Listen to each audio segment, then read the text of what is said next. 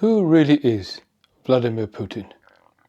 Who is this man who controls the largest country in the world, one of the biggest militaries in the world, and effectively, because of the hold that he clearly has on Trump, dominates and almost appears to be the puppet master of the US too, as a result controlling much of the entire global geopolitical landscape.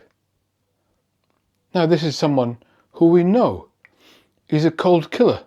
He's ordered the murders of people throughout the whole of his time in office. And he's waged war on multiple fronts in neighbouring countries, including deliberately targeting and killing civilians, for no other reason than that they got in his way. So who is this cold-blooded man who is such a big and increasing figure in all of our lives? I wanted to do a bit of an in-depth video on this.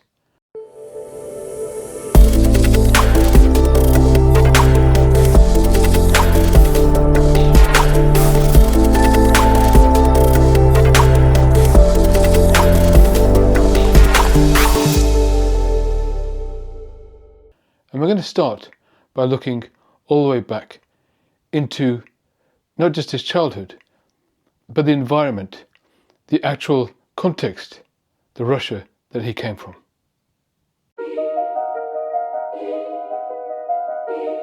The Second World War was more devastating to Russia than any other country participating in the Allied forces. Of all the casualties, of all the deaths that occurred on the Allied side in the Second World War, half of them were Russian. 27 million Russians were killed in the Second World War. And for America, for example, the Second World War was something that happened halfway across the world. But for the Russians, the Second World War happened on their own home territory. They were right in the middle of it. And so many of those people who died were themselves just innocent civilians. And nowhere was that more the case than in what's today called St. Petersburg, but at the time was known as Leningrad. It is one of the sites of the most vicious fighting and torment anybody in the war experienced. It's estimated that something around 1 million people in the city of Leningrad died. Why? Because on September the 8th, 1941, the Germans, the Nazis, basically laid siege to the entire city of Leningrad. It's a famous siege of Leningrad, a siege that lasted over 800 days. That's nearly 3 years. They were deliberately starved in a most extreme possible way. People were even going to the extent of eating their pets. They would peel down the wallpaper from their homes in order to try and get the glue which had some gelatin in that they could maybe eat to stay alive. Cannibalism even occurred. And because of the famine that ensued, as I say, pretty much 1 million people died in that city. And that nearly included both of Vladimir Putin's parents, his father, Vladimir Putin, and his mother, Maria Ivanovich Putin. Now, both of them were actually mistaken for being dead during the time of the war. You see, their mother had to send their daughter, who was Putin's older sister, to a sort of child care home orphanage to be looked after during the war for safety. But she never saw her again. She died of starvation as a young child. In the area where her mother was staying, people were dying of starvation all the time, and it looked like when she went to hospital, she too had died. So they put her in the area where all the corpses were piling up as a corpse that was dead. Luckily, she managed to come to in time and was saved from being buried. But she looked like a corpse, which is why they put her there. Putin's father was, of course, conscripted to the military. And the military were just sending thousands and thousands of men to the front line to try and fight the Germans who were laying siege to Leningrad. And this is the way that the Russians even fight today. They just basically send men like a meat factory out there in front of gunfire in order to die, to try and still get the possibility of progress to be made. And there was a river there, the Neva River, which was frozen over. And it acted as a kind of front line between the German troops laying siege and the Russians trying to push them away. And this frozen river was where many thousands of men died. And that appeared to include Vladimir Putin's father, who at one point was left in this no man's zone, bleeding, to all eyes, dead, again, a corpse. It was only because a neighbour who knew him, who was also on the front line, recognised him there, who went over there to try and save him, and managed to realise that this man is not actually dead. He's bled so much, but he's still alive. So he managed to bring him back, and eventually he survived. So Putin's parents overcame the most unimaginable trauma, both going all the way to the very doorway of death before managing just about to survive. They had lost children, and they were childless. And Vladimir Putin's parents, his mother, was in her 40s, certain that they would never have children, but at least grateful just about to be alive. But only then, just about.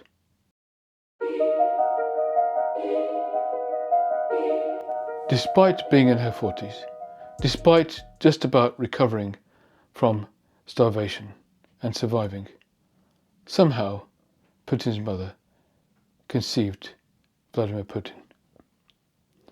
And because of that, his arrival was seen to be fated, almost like a sort of religious coming.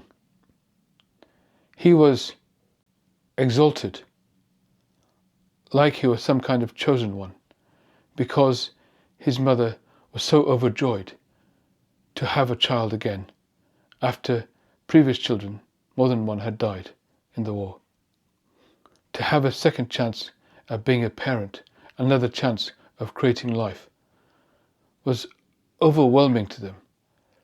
And so they exalted their son, Vladimir, and saw him as someone special, a special and chosen child. And he was raised that way. See, on the one hand, the parents weren't really capable anymore of expressing emotion and affection because of what they'd been through.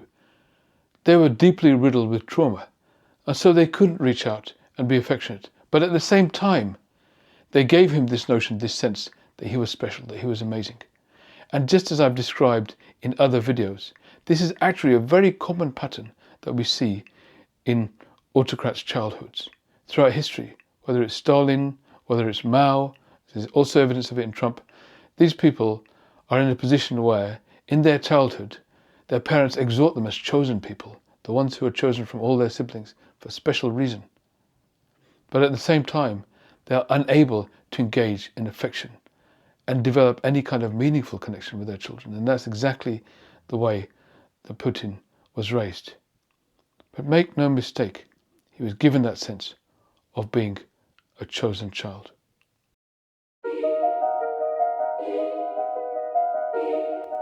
So Putin, of course, wasn't alone in this situation of having parents who were completely aloof from him. And of course, it was a country that was relatively lawless at that time, coming out of the Second World War, still in real dire straits in the midst of communism, very poor economy. And most of the boys in that culture grew up in courtyards, because there were these large Soviet buildings, these large blocks of flats that had large courtyards in the middle. And all the boys basically hung out in the Dvor, which was the name of these courtyards. Julia Yoffe, a fantastic American journalist, who originally Russian, so a Russian-American journalist, has interviewed her family who grew up at that time, who talked very powerfully about their experience of growing up in the Soviet Union at that time, and how basically everybody had grown up and learnt about the rules of the Dvor. And that's where Vladimir Putin spent his whole day Occasionally the mother might sort of shout out the window, "Are you there, Vladimir?" "Yes, I'm here." But otherwise just left to their own devices, to raise themselves. There were small children all the way up to large children, all living together in the dvor. And there were certain rules of the dvor. Might is right. Only show strength. Weakness can literally get you killed. And while it is about showing strength, of course, deep down inside, these children were very fragile. They were very insecure. They didn't have the parental guidance and support that we take for granted in this day and age and in the West. They were left to their own devices, but they could not show the deep and intense fear that they contained within them. They had to project bravado, machismo. They had to scare others in order just to survive. And there was no circumstances under which they could ever admit defeat, apologize, or show anything even close to affection, even kindness in defeat. Although there were certain rules that you couldn't really pick on people who were the smallest. You had to choose your fights, but you still had to prove your strength, because fundamentally it was a zero-sum game. You're either going to win, stay on top, or be extinguished. And so it was in that environment that Putin basically cut his chops. That winner takes all, strongman view of reality is the one that was instilled in him through his entire childhood in the dvor.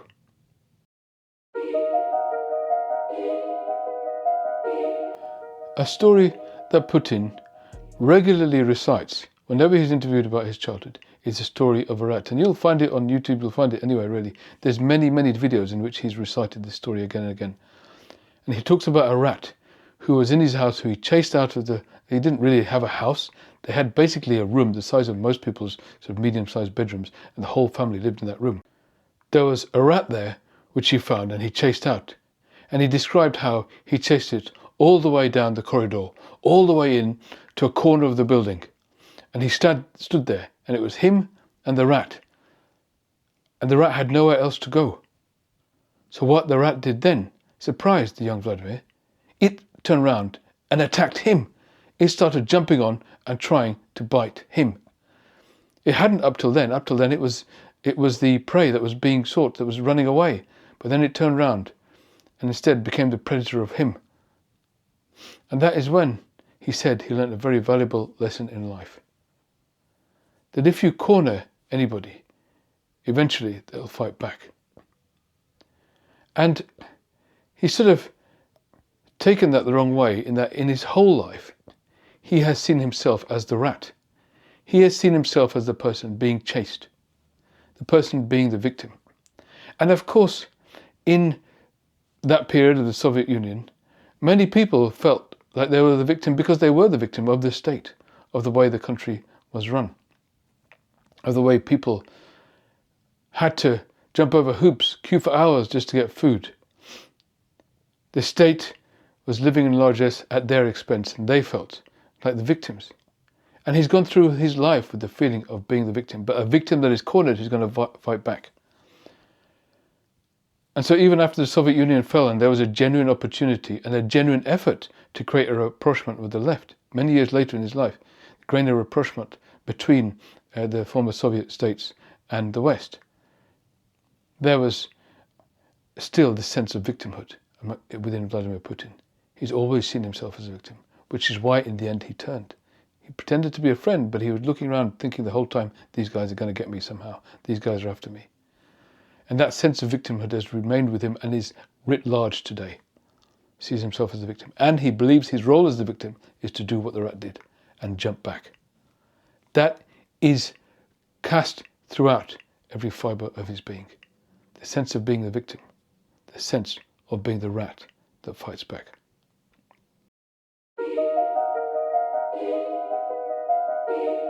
Now, he managed to go to university, to law school. He was intelligent, capable, and so he wanted to try and better himself and started to actually apply himself at school. But something that captured his imagination very early on was the mythology around the KGB. There were movies made about them. There were characters that young men would look up to, and he wanted to be that kind of character in the KGB, somebody with the glamour and the cunning to outwit other people and come out on top. So he made himself a servant of the state. He went to KGB officers himself as a young man and said, I want to be in the KGB. And they said to him, don't be ridiculous, you're just a little kid. But one of them actually gave him some advice. Why don't you go to law school, get yourself a degree, then come back again, you might have a chance. And that's exactly what he did. That's what led to him actually focusing on his education and going to law school. So committed was he that he wanted to join the KGB. And he did. But the work he was doing was pretty menial. He wasn't really identified as someone who was particularly talented. And so they gave him sort of bureaucratic work to do, filing and collecting some information in various places. But he felt, for once, the first time in his life, like he had a purpose. Serving the state, serving other people like this, seemed to be something that he could do well. This was a period in his life when it appears that he developed some kind of idealism around the institution he was a part of. But that didn't last very long, because quite early into his KGB career, the Soviet Union collapsed. And it's very well documented and quite famous now that he was actually stationed in East Germany at the exact time the Berlin Wall fell. And people started to come in to cross the Berlin Wall, and people started to attack the KGB headquarters where he was stationed. And he had to engage in some evasive maneuvers just to stay alive, to go outside to tell people, listen, don't come in here. We have armed guards and forces in here ready to shoot and kill you all if you break through the doors. Stay away. And so they did. But of course it was all a lie. There was nobody in there. He was lucky to stay alive. But that's when he learnt that the dream that he had of serving the motherland was dead. He has since described the fall of the Soviet Union as the greatest geopolitical tragedy of the 20th century. Because to him it was. To him it was a genuine fall from grace. He felt he was serving something, serving a purpose. He felt there was a point to his life, and that had all disappeared. He felt that when his mother told him he was the chosen one, that he was proving that by being a KGB spy. They were the chosen ones in Soviet society. But now, all of that was gone. And he was no longer a chosen elite anymore. That was very hard for him to stand, to bear. But what he had learned from the KGB was how to manipulate, how to lie, how to cheat, how to fool people, and use your cunning to come out on top and vanquish whoever you needed to. Use whatever force you needed to achieve your aims. Only this time, he wasn't able to do it anymore for the cause of the motherland. So he put it to use elsewhere.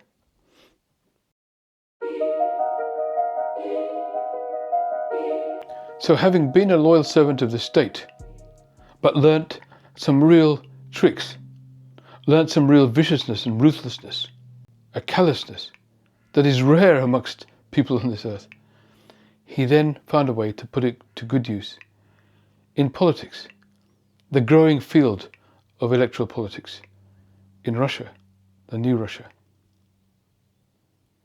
A guy called Sobchak became mayor of St. Petersburg. And after meeting Putin, he realized that he had certain skills that would be useful to him. He was able to manipulate people, he was able to work with people and to get results. So he appointed him as one of his deputy mayors. And Putin used his cunning and his guile to maximize his gain, maximize his income and his attainment from this position. So he managed to accrue as much power as possible during crises. There was a crisis at one point when there wasn't enough food coming to St. Petersburg again. And this time, what he did is he arranged contracts with various people who got food and got income to himself and others and a bunch of cronies. Totally milked the system with very little food going through to the public. This kind of corruption, of course, became rife throughout the whole of the Soviet Union, but Putin was the master of it. And he managed to make himself a decent amount of money at a time when nobody had any. But because of that corruption, opposition parties started to really gain traction against Sobchak and his team. In the end, Sobchak lost his election and Putin was out of a job. And many estimate that it was at that point that he lost faith in democracy. He realized, well, what's the point of this? If I can't get what I want, if we can't really actually succeed and serve in the way that we want, if we can't guarantee the outcomes, then why subject ourselves to this process? But he kept that to himself because he had to play the game, because he was in a country that was at least nominally democratic at that time. What he was good at was actually serving his masters. He served Sobchak well, which is what made him some money and gave him some power. And this was then noticed by Yeltsin. You see, Yeltsin was on his way out, and he was looking for some loyal people to stay around him, particularly to cover up the corruption that he had been engaged in on a massive scale. So he appointed Putin as the head of the KGB. Good reference from Sobchak, good history in the KGB, and that was Putin's role. And he was seen as completely loyal to the president at the time. So loyal that very quickly, within a couple of years, Yeltsin then appointed him as prime minister. Yeltsin was prone to whimsical appointments, all of a sudden plucking somebody out of nowhere and putting them right on top. And then a couple of years later, coming out of an alcoholic stupor, getting rid of them and then putting somebody else on top. The last few years of his reign was just about sacking his entire government and then reappointing them with new people. And that's what he did. But the last person in this musical chairs game was Vladimir Putin. He was appointed prime minister, just at the time when Yeltsin knew that he couldn't carry on anymore. That what he needed was somebody loyal enough to make sure that he didn't get investigated or prosecuted for his own corruption and crimes. And the family knew that Putin is a man we can trust, because he never let down Sobchak, and he's not going to let down us. He doesn't betray the people who he was once loyal to. And that's why Yeltsin took the fateful decision of handing over power on January the 1st, 2000, to Vladimir Putin. But nobody knew who he was. Who is this guy, Vladimir Putin? I remember a Russian journalist and politician at the time making the excellent joke, Putin? Who put in Putin? Who is this guy and where did he come from? Nobody knew.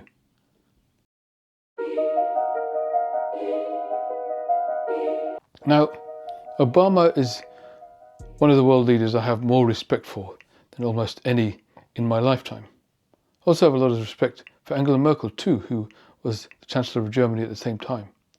But both of them made a fundamental mistake when it came from Vladimir Putin. They thought that he was not as dangerous as he really was. They thought that he was someone they could do business with. One of the first things the Obama regime did when they came in was try to forge a new relationship with Russia. If you remember, Obama sent Hillary Clinton with a reset button to press next to Sergei Lavrov, who's still there now, of course, to demonstrate their willingness to reset the button. And the way they justify now, the way Obama and Merkel both justify their behavior now, is because they say Putin has done all of these things recently, like invade Ukraine, try to take over the whole country, kill all these innocent civilians, because he's changed, because COVID changed him. And he's become a different person to the one who we were doing business with. But I'm afraid I don't buy that. It's possible that COVID changed him, it's true. He's always been paranoid of dying, so he kept a distance from everybody and was pretty isolated at the time, well into being president for a long time, which isolates you anyway. So all of that corruption of power, all of that isolation and the hyper-isolation brought about by COVID certainly had an impact and deepened his sort of sense of grievance, his sense of paranoia, his sense of victimhood.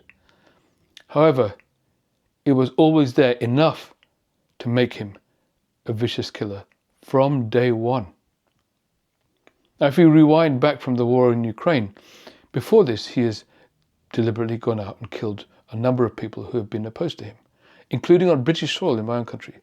There's been several people, Sergei Skripal, who tried to kill Alexander Litvinenko, who also killed on British soil, and of course many, many people in Russian soil.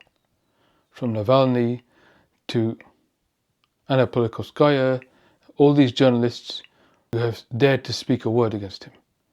He's been a killer from the beginning, and we know this for sure because of a major event, a series of events that happened within months of him resuming office as President of Russia. As I said in the last section, Yeltsin made the surprising decision of bringing this nobody, somebody who nobody knew, into the office of President at the beginning of this millennium. Now, nobody knew Putin, and there was actually a presidential election due in March. So there was a real possibility that their party's opponents could win, including the communists. And so how was Putin going to gain himself a profile? How was he going to be somebody who won popular support from being completely unknown, a literal nobody, several months before? Well, something started to happen in Moscow that scared the life out of everybody in the city. Apartments were being bombed, explosives were being left in apartments, and people being killed in the middle of the night. This sent shockwaves throughout the whole city. One apartment block after another was seeing these bombs go off.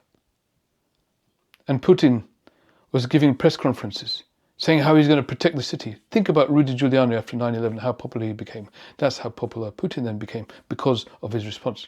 He said, we will find these terrorists, we will find these criminals.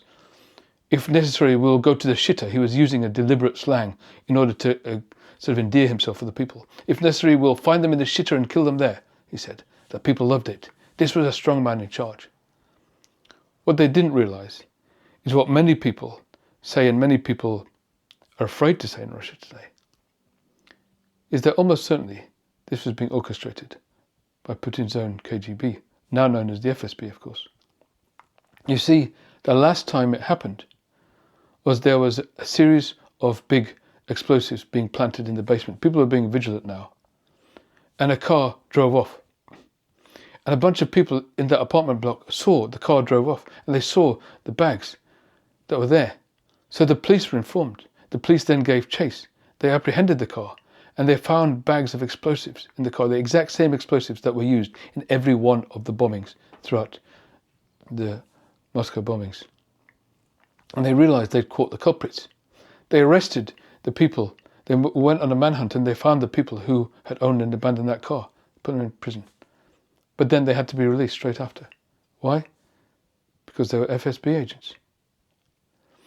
And the links to the FSB were very clear, and all the agents involved, none of them, of course, were punished, because Putin was painting the picture that this was Chechens, and so insisted that it was Chechens who were doing this.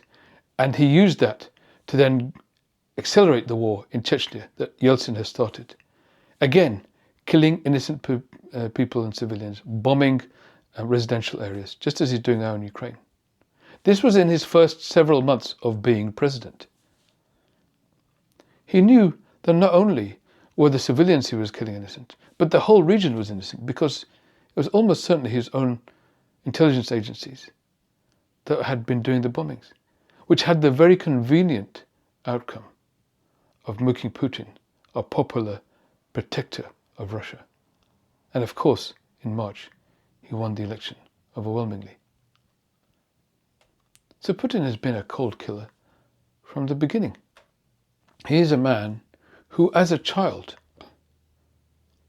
was exalted as a chosen one, was told that he was somebody special, but he never got the admiration that he believed, that anyone would believe would go along with that. And then he grew up in an environment where he had to prove himself. He had to come out on top and defeat others. And then he learnt ruthless means. He learnt to be a killer in the KGB. He learnt to extinguish people if needed in order to achieve his aims. And his ultimate aim, the fundamental aim that he has been working towards and that he continues to work towards, is to prove to the world that what his mother told him was actually true. He is the chosen one. He is, just like Peter the Great, he is Vladimir the Great. When he invaded Ukraine, Lavrov, his foreign minister, was asked by people, who has been advising Putin to do this calamitous thing? Who advised him? And for once, Lavrov, who survived all of this time under Putin, spoke candidly. Well, the people who he listens to the most are Catherine the Great and Peter the Great, former Russian Tsars, known to be the greatest of them all. He sees himself in that pantheon. He is the great child of Russia, the great child that his parents told him he was. And if he needs to destroy his entire country to prove it, then he will. Because he has learnt to empathize with no one, to care for nothing, to stop at nothing, to achieve his aims. This is how Vladimir Putin was fashioned into the creature that he is today, and ultimately become one of the most dangerous people in world history. I hope you like my video. As a psychiatrist who loves politics and economics and philosophy, I love to make videos like this, and you can really help promote this video to other people and get it on your feed more by liking and commenting and subscribing to the video as well. We have a wonderful community of people here who comment and support each other through this very traumatic period of world history that we're going through right now. I also hope you consider becoming a subscriber to the channel and also subscribing to my e-newsletter. There's a link in the description, and that way we can stay in touch outside the channel, so you can keep abreast of all of the content that I'm making on an ongoing basis. The latest of which actually is my latest book called We the People. Very, very proud of this book. It's actually a novel, a fiction book written by myself and the famous award-winning author T.J. McGregor. Together we wrote a book about what the future might look like. Bit of a dystopian novel, but what might happen if autocracy goes to its next stage, AI predicting the potential end of humanity. I actually made a video about that, it really happened. And how things might pan out in this dystopian world, and actually how a band of committed, passionate, progressive people managed to change the trajectory, and not in the way that you think. It's not just by running a candidate and opposing the autocrat, but actually by deepening the democracy that we have and engaging in a real participatory form of democracy that sort of shifts the needle and gets us back to basics and helps us sort of rebuild our democracy. And that's within the context of a really compelling, gripping story, a bunch of fascinating characters, and I assure you, you will not be able to sort of stop turning the page until you get to the end of the book. That's what all the reviewers have said so far. Lots of people love it, and I hope you can get it. You can get it on Amazon, any of the global Amazon bookstores out there. Please do order your copy of We the People. Just put We the People Russell Razak and you'll be able to find it inside Amazon as well. Also, I hope you consider becoming a member of the channel. You can subscribe to a couple of different membership levels. All members of the channel also get some free ebooks that I produce once a month. You can buy those ebooks too from russellsbooks.com. That's russellsbooks.com, and every month I produce a new ebook on that channel, which is really about, these are the non-fiction books I produce with my team, which is really about how to learn about the world around us and the psychologies of the people who govern us, but also how to learn about ourselves, deepen our own self-awareness in a way that helps us navigate this difficult world we're in right now. So those are sort of self-help books that are produced every month, and if you're a member of the channel, you get a sort of 100% discount on those books every month. Otherwise, you can go to russellsbooks.com, as I say, and buy them anytime you like. I really hope you can become a part of this community, as I say. So this sort of supportive community, validating and helping each other, is really worth being a part of, and I hope you can join us as we all join forces to create a better tomorrow together. Thank you.